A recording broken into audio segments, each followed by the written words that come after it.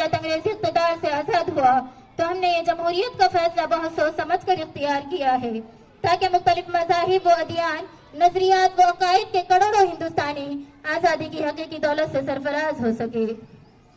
यूं मिले वतन के लोग हमसे आज़ादी के बाद, यूं मिले वतन के लोग हमसे आज़ादी के बाद, जैसे बेहिस्बाब कोई दूसरी शादी के बाद। सामियान, आज हिंदुस्तान के अंदर क्या हो रहा है? आज़ादी के बाद से लेकर आज तक मुसलमानों के साथ किस तरह का रवैया इख्तियार किया जा रहा है, मुसलमानों के खिलाफ कैसे कैसे हथियार इस्तेमाल किए जा रहे हैं।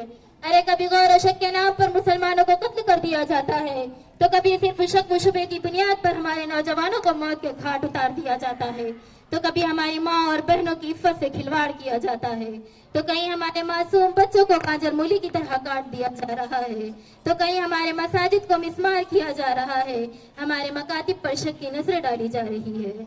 हद तो यह है कि आज हमारी शरीयत में मुदाखलत करने की कोशिश की जा रही है।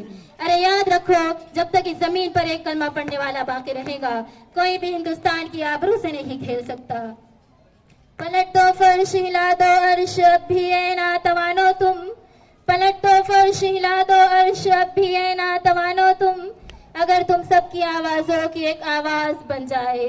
सामईन, इस मुल्क को आजादी दिलाने के लिए जहां एक तरफ महात्मा गांधी, जवाहरलाल नेहरू, डॉक्टर भीमराव अंबेडकर, सरदार वल्लभ भाई पटेल, इन जैसे हजारों रहनुमाओं की क़ियादत में लाखों लोगों ने अपनी जानों के नजराने पेश किए, गोलियां खाई, फांसी के फंदों पर लटके, तो वहीं दूसरी तरफ हिंदुस्तान के चप्पे चप्पे को जब भी जरूरत पड़ी हमारे लाल आगे बढ़े, कभी मीर अब्दुल हमीद की शक्ल में, तो कभी हजरत मौलाना कासिम नानोतवी रहमतुल्लाहि अलैहि की शक्ल में, तो कभी मौलाना जाफर थानेसरी की शक्ल में, तो कभी शेखुल हिंद की शक्ल में, तो कभी हजरत टीपू सुल्तान की शक्ल में, तो कभी मौलाना अबुल कलाम आजाद की शक्ल में। ये मुल्क हमारा था और हमारा है, हम इस मुल्क के हिस्सेदार है, किराएदार नहीं। जितना भी है तुम्हारा उतना ही है हमारा, जितना भी है तुम्हारा उतना ही है हमारा, भारत के धरती को अपने बाप की जागीर मत समझो। सामईन, आज ये फिरका परस्त साजिशें हम पर जो इल्जाम लगा रही है कि हम इस मुल्क से मोहब्बत नहीं करते, इस मुल्क में रहने वाले बाशिंदों से मोहब्बत नहीं करते, मैं उनको ये बताना चाहती हूँ, क्या तुमने कभी तारीख को नहीं पढ़ा? क्या तुम तारीख को भूल चुके हो? अगर तुमको तारीख याद नहीं तो आओ मेरी इस बात को सुनो।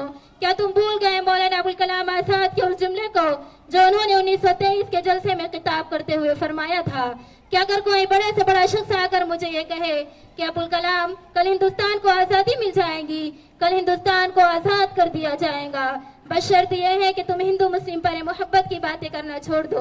उस वक्त अबुल कलाम ने कहा था कि मुझे ऐसी आज़ादी की ज़रूरत नहीं, मैं ऐसी आज़ादी पर लात मारता हूँ, मुझे तो हिंदुस्तान के अंदर हिंदू मुस्लिम की मोहब्बत और इत्तेहाद चाहिए। ये पैगाम दिया है हमने मुल्क को, लेकिन आज हमें बदनाम करने की साजिशें रची जा रही है।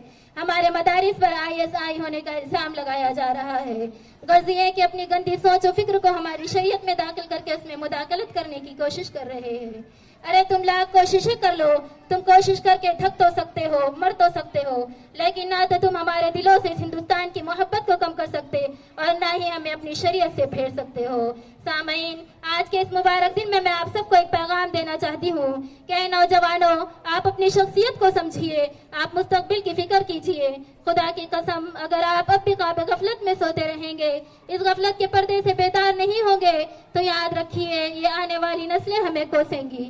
तो आज अहद कीजिए कि इंशाअल्लाह हम जमहूरियत में भी आगे बढ़ेंगे, हम सियासत में भी हिस्सा लेंगे, हम इस मुल्क की हिफाजत करेंगे और इस मुल्क में रहने वाले बाशिंदों की हिफाजत करेंगे। मौजूदा हिंदुस्तान के हालात हमारे एहसास मजहबी, दीनी